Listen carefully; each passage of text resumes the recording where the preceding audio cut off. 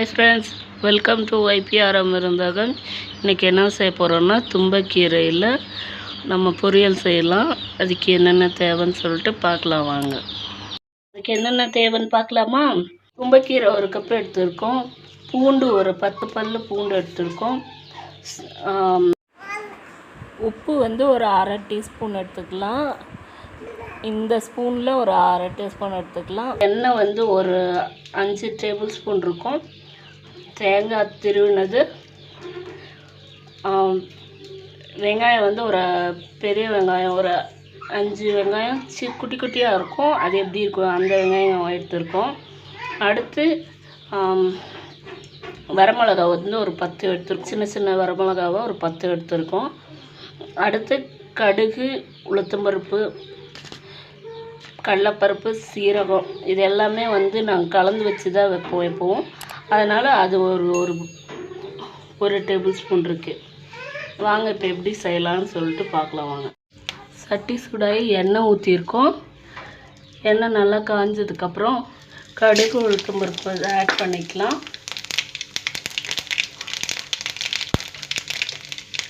சிம்மிலே வச்சுக்கோங்க. எண்ணெய் நம்ம தேங்காய் எண்ணெய் தான் இன்றைக்கி எடுத்துருக்கோம். தேங்காய் எண்ணெய் அம்மா வீட்டில் எப்போவுமே தேங்காய் எண்ணெய் தான், அதனால் தேங்காய் எண்ணெய் ஊற்றி செய்யலாம். பூண்டு, வரமிளகாய், வெங்காயம் எல்லாத்தையும் நல்லா ஆட் பண்ணி கலந்து விட்டுக்கலாம்.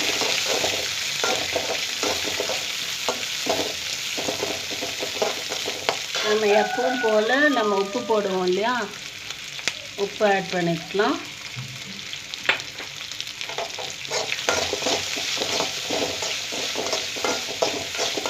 நல்லா வதக்கி விட்டுக்கலாம்.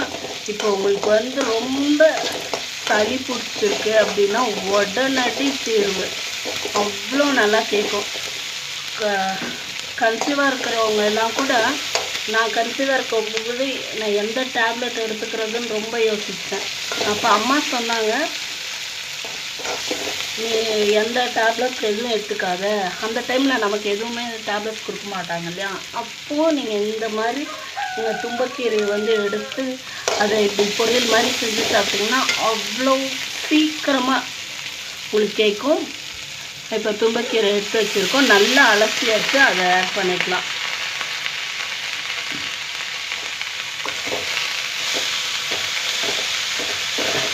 நல்லா வதக்கி விட்டுக்கலாம்.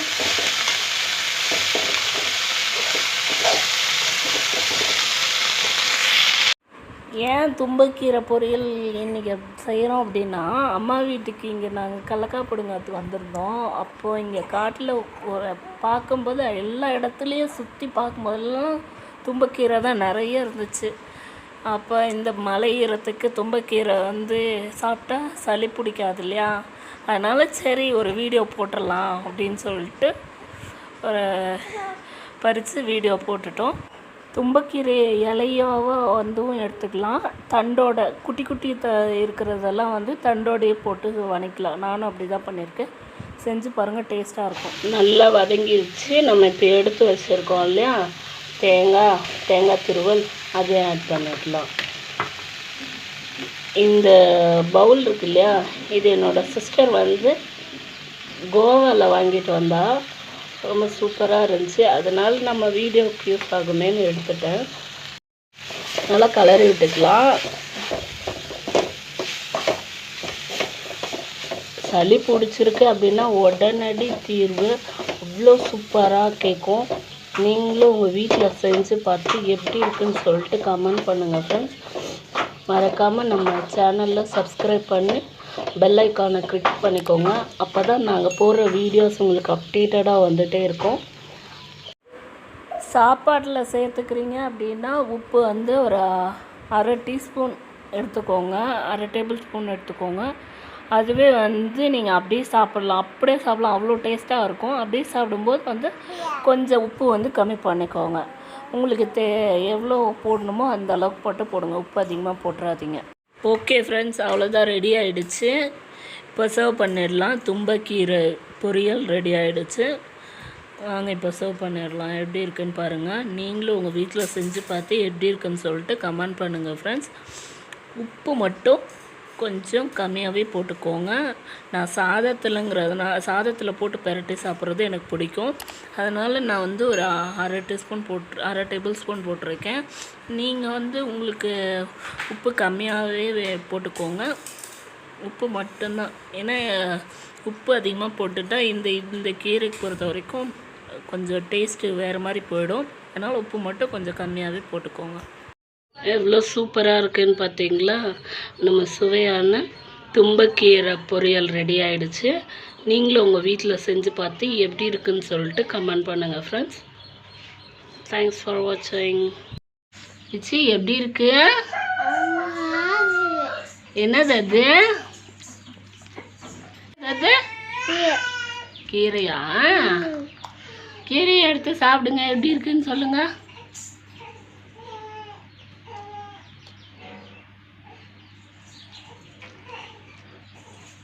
எப்படி இருக்கு ருச்சி? அருமையாகுதா? அடடா.